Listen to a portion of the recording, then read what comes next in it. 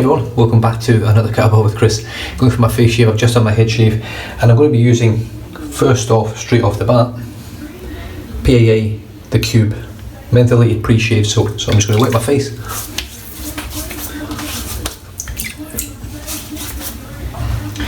Now I used this on my head shave just before this one and it worked a treat, so I'm just going to dip it in the water, get a bit of water on there.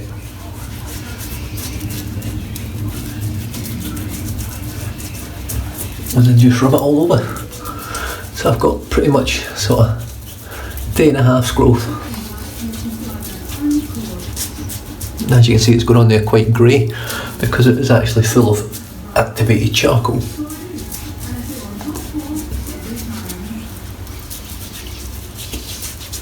So there we go. Just going to scoop some of this off the sides here.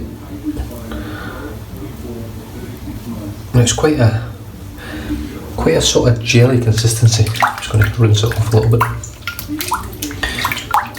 and just pop it into my soap dish to dry before I put it away.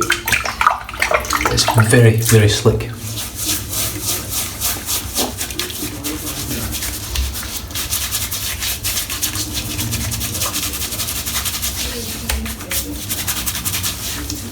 It's got a great kick of menthol as well. And surprisingly, it tastes quite nice. It's quite sweet tasting, so I don't know what's in there. I haven't actually checked the ingredients, but coming out of Phoenix Artisan Accoutrements, I can only imagine that it's good quality stuff. Now, while that's sort of drying a little bit, we'll talk about the soap, which is Stirling Iced Pineapple. I used this for my head shave as well, and it was superb. Really enjoyed it. It worked well with this pre-shave soap as well. And I'm going to be using my custom Leo Frilot, the Hoops Celtic Football Club brush with a 24mm original tuxedo knot in there, which in my opinion is still the softest, along with the black wolf knot. The Magard black and white knots are not as soft as these. I don't care what anyone tells me. I've been using them long enough now. These are slightly softer in my opinion, just on the tips, so they do feel nicer on my face than the Magards do, but none of them have scritch or anything. These just feel better, I think. Okay, so I've got that water onto that, and as you can see, I've already got a bit of suds on there from my head shave, so I'll just get stuck straight back in again, reactivate the soap. Oh, it smells great. So the scent on Stirling Iced Pineapple smells very much like pineapple cubes, which was a hard boiled sweet I used to eat when I was a kid. Pineapple soda, pineapple juice as well. It's got that beautiful scent, but it is not a natural essential oil scented soap. It is scented using fragrance oils, I believe, but still smells great. And touch wood, I haven't reacted to it yet, but knowing my skin, one day it might. So I'm just going to wet my face a bit because that soap's just dried in just a little bit of pre-shave stuff. Slick as slick as slick, it really is. I could shave with it, it's that good. Paint on the Stirling.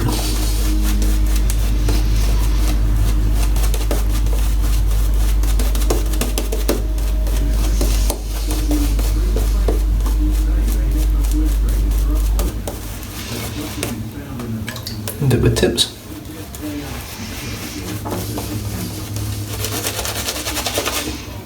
And again.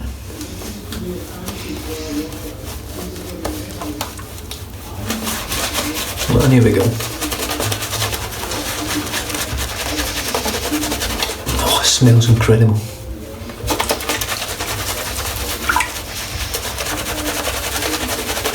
Haven't used a Stirling soap in ages.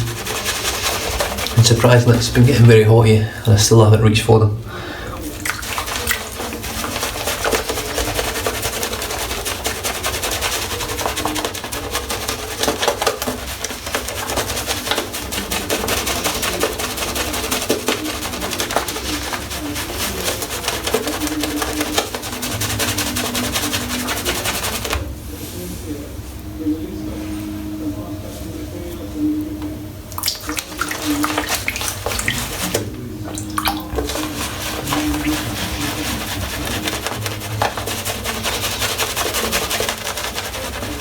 Now Stirling soaps, I've never been able to get quite the same sort of volume that I get from say barrister in my hand, or holy cow, Wickham. I just can't seem to get that same volume in the lather. But the lather itself is exceptional.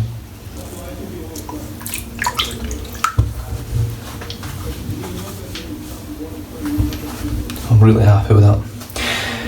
Razor of choice is the Gillette Rocket HD500, rhodium plated, and as you can see, there's definitely a different sort of tone to those, but when I turn it that way, it's not quite as noticeable. So I'm still not 100% sure. I actually took this out into the natural light, but when I wasn't shaving, and the doors are the exact same colour, so I'm assuming that something happens when it's held up to the camera, that it bounces off a wall somewhere, I don't know. So I think it is all rhodium white chrome. It just looks like one of them, so a little bit golder for some reason when I'm in this bathroom with a natural light. So here we go. Oh, and I've got a brand new Gillette 7 o'clock Super Platinum Black.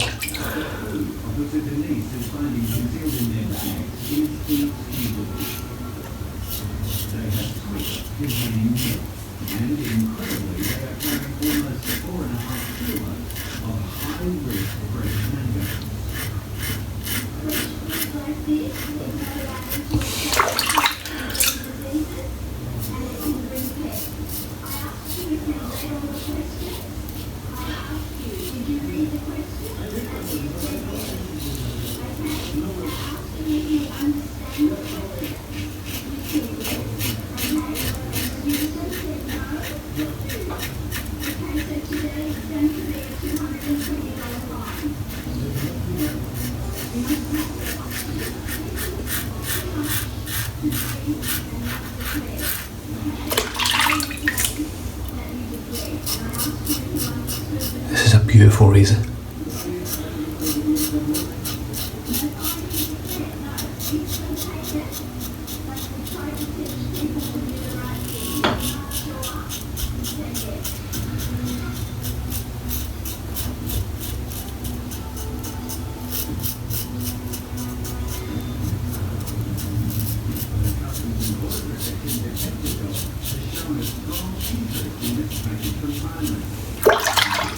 So, just to sort of clear the air a little bit, in my last video I mentioned about people on the coast and things like that, people in general, in jobs where you're actually dealing with the public, and being well groomed, or more importantly, being shaven every time you're on shift.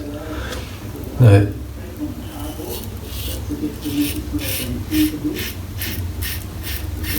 most people have agreed, there's a couple on there haven't, and I just wanted to sort of clear up my thought process on it. If you work for an organisation, or yourself, or a company, whatever it may be, police officer, ambulance officer, transit officer, customer service in a restaurant, bar waiter, waitress, whatever. Now, we as human beings will judge people on how they look. You do it, you can't help it, everyone does it. There'll be, well, not everyone, probably not everyone, but the biggest majority will judge someone on how they look, on that first impression. Now, in my line of work now, and as a police officer prior, and also as a bar manager, as a bar staff, as a waiter, working in restaurants, as an ice rink attendant. Boys!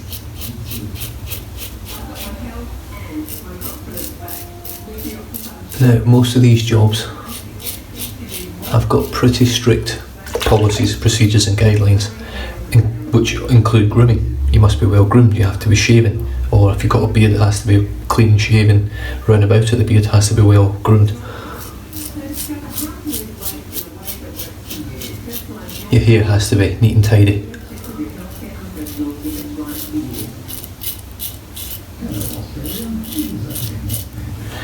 So I wasn't having a go at people that aren't sort of in that line where you're constantly in the face of the public, like you are in jobs like that. It's not like someone that's stuck in an office job that maybe opens maybe a security gate operator just for something, just out of the ballpark. It's irrelevant what that person looks like in terms of the public perception of him. They won't see him, so you can't have a perception of him. However, if you're out on the street and you have to deal with a police officer, there's two police officers in front of you. One's got a lovely clean crisp uniform and he's well shaven, and the other one hasn't ironed his uniform. He's got 2 or 3 days growth on his face, he hasn't trimmed it. But I know who I want to talk to. I want to talk to the guy that looks like he actually cares about his job and cares about what he does. The one that's groomed, the one that's took the time to shave, took the time to iron his clothes, took the time to look good. It's not about vanity, it's not about being vain. I know what you're saying, Stephen, with it, but it's not about that. It's about the public's perception of yourself, because you are a representation of your organisation, your company, your business, whatever you do. So, something that might seem so trivial and so small can have such a lasting effect. And let me tell you, there's no, people see all these really well turned out people in a business, they don't mention that to anyone. They don't tell people about the good things. But if they see one bloke that looks like shit, they'll tell their friends about it. Oh, you want to see the state of this guy? He looked like a right mess. Everyone else was looking alright, but he hadn't shaved and he looked like shit. People notice that, and they remember it. So, it's about what you bring to the party. If you want to give a good image of yourself, and as the bosses would say, more importantly, the organisation of the business, then you have to be groomed, you have to be shaven, or if you've got a beard, have the neck and the top done. You can't be walking around and speaking to public looking like a scruffy. You just can't do it. It's not a good representation of the company, of the organisation. So I wasn't having a go at people that don't have that interaction, but I always remember when I go in somewhere and someone looks scruffy, I don't get a good impression of the business, I don't get a good impression of that person for a start, but of the business as well. If they're not capable of making themselves look half decent for work, for the public, you've got to remember you're there to offer a service to the public. If you can't look good for that, then I don't want to deal with you. I think it's ridiculous. If you can't have a shave, or you can't do your hair, or you can't wear a clean pressed uniform, clean ironed uniform, don't go to work. Just stay at home. Don't get a job. I know there's people out there that might not have access to things like that, but that's just my view on it. It's a representation of yourself and the company that you're working for. And if you look like shit, the company looks like shit, and that's just the way it is. I'm not saying that person's a bad person, I'm not saying they're a horrible person, I'm not saying they're crap at the job. They could be the best at the job, but if they look like shit, it will give a bad impersonation of themselves, and a bad impression of the company itself as well. So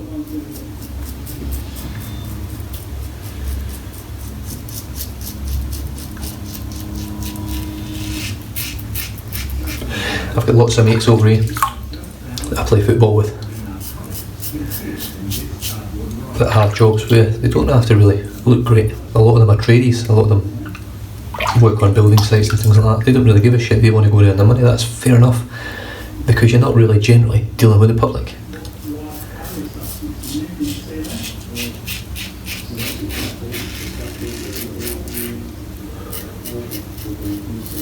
I'll give you a prime example. Over here and in the UK now,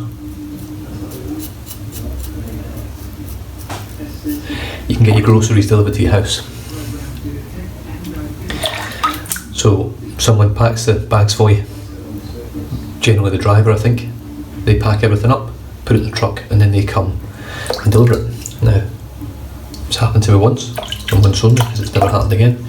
The person that came to my house looked like shit. Scruffy, big, horrible beard, horrible clothes, just looked dirty.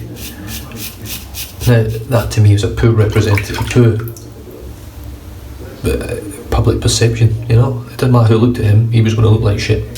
So, as a result, I have never ordered to get my food or anything delivered to the house since.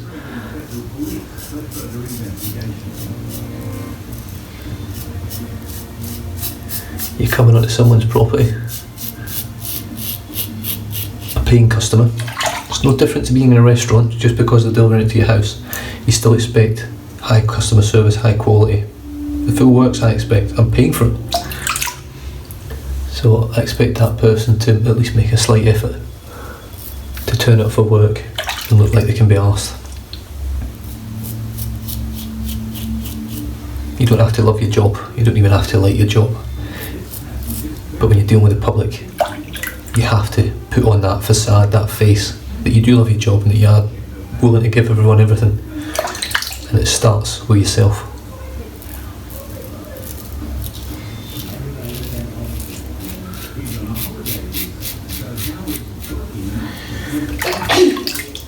But I can see other people's point of view on it. I'm not here to stamp people down or anything like that. I do get quite passionate about it. I came through obviously the police where it's almost military in how they wanted you to be. All your uniforms had to be pressed. If you came in not shaven, you were sent home to shave. You would dock the pay that you'd wasted the police's time by not turning up, which is fair enough.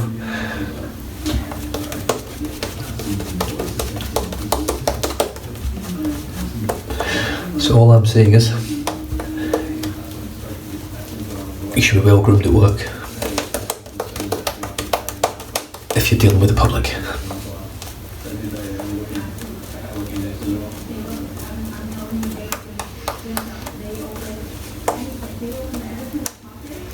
This is a little bit dry here.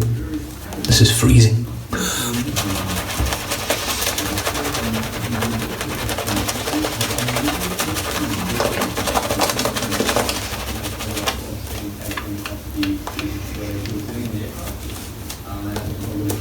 Yeah, sometimes when I try to get my point across, I can send the wrong message out. Let's say I'm passionate about it, so that's why I might come across as a bit of an arsehole about it, but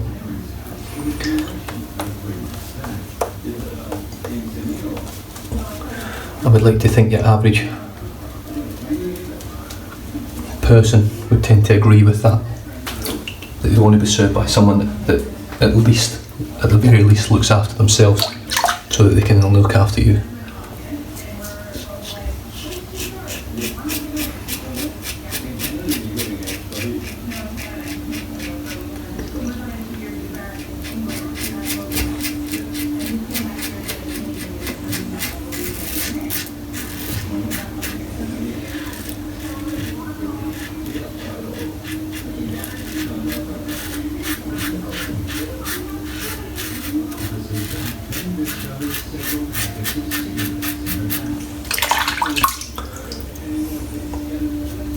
Still got that little scab here.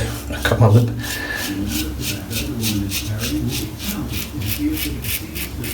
I have to say, since Matt and his team over at Razor Emporium got hold of this razor, whoa, that was a hell of a crack in my neck there.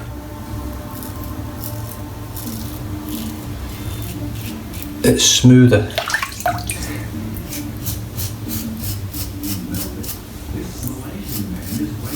But way more efficient.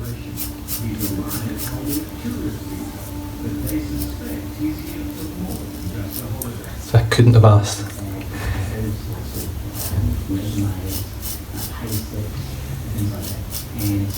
for a better outcome for it. I really couldn't.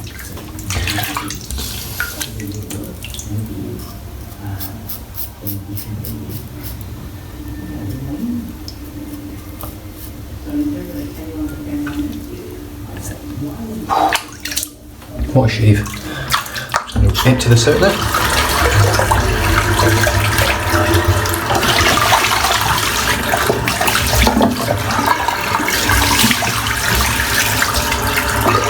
Alright, I'm back. Phone said I'd run out of storage, and I hadn't, so I really don't know what happened there, so popped it back on. While it was sort of down figuring out what space I had, I've washed the brush, rinsed out the soap, so that saved a little bit of time. So I'm going to finish off now just with a little splash of Humphrey's citrus, which I put on my head before this shave, on my head shave. Now one thing I will say with mentholated soaps is, it doesn't matter what one I use, I always end up with not an irritation from it, it feels like a burn because of the high menthol concentrate. So you may feel that when you use a highly concentrated menthol soap. Don't worry about it unless it really is a bad reaction. I get it every time and it never causes many issues afterwards. So I popped that on and let that dry. Stirling iced pineapple, outstanding soap, 5.8 ounces of soap. I think it's like $16. I've just stuck my nose right in it there. It smells incredible. Custom Leo Frilot Celtic Football Club. The hoops with the 24mm original tuxedo nut. I think it's AP Shave Co that do these, I think. It smells lovely now. They don't really hold much scent, but they do hold a little bit after that use with the soap, and then it dies off when it dries. So the razor, absolutely stunning. Gillette Rocket HD500, number 59. I can't remember what year these are from, but this one's rhodium plated now, and I'll probably have it forever. I think. I don't know whether I'll ever get rid of it. I absolutely love it. It just works perfectly. Just a stunning razor. They've done such a great job of it. So, well, that's pretty much dried in now, which is good. I can now finish off my head and face with the Stirling iced pineapple balm. There's the ingredients there, I think. And this stuff is just great. It's very thick. In fact, I don't even think that's moving. You can actually see how it comes out, how thick this stuff is.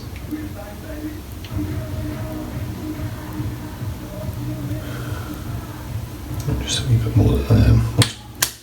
Probably way too much. Stuff it. You know, it's a head and face, so it's a lot of coverage.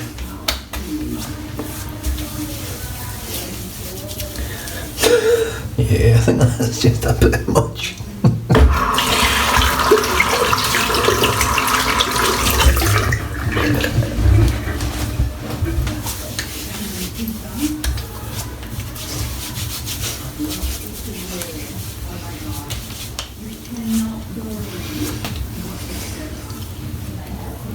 Now there's not masses of menthol in the balm, just enough that you can feel it. The scent on it is a lot lighter. It's not as in your face, which is nice. With it being fragrance oils, you don't want to cake your skin with something that's not completely natural. But other than that, what a shave.